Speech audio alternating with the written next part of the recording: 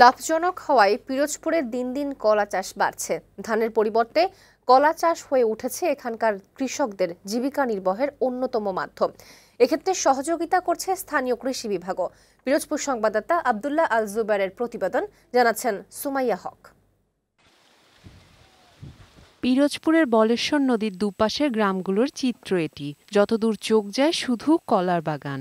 সেখানে প্রবেশ করলেই চোখে পড়বে ঝুলন্ত কলার কাঁদি। একসময় এসব জায়গায় ধান চাষ হতো, তবে ধানের ফলন কমে আসে এবং কলার চাহিদা বাড়ায় এর আবাদ বেশি হচ্ছে।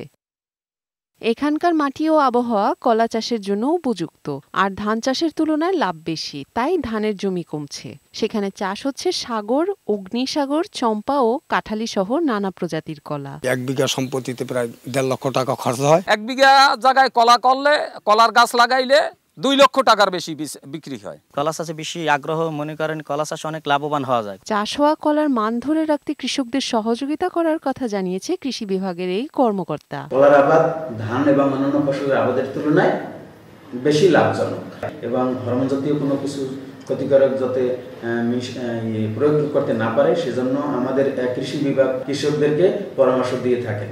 চলতি বছর পিরোজপুরের 7টি উপজেলায় 1369 হেক্টর জমিতে কলার আবাদ হয়েছে। ডেস্ক রিপোর্ট, বৈশাখী সংবাদ।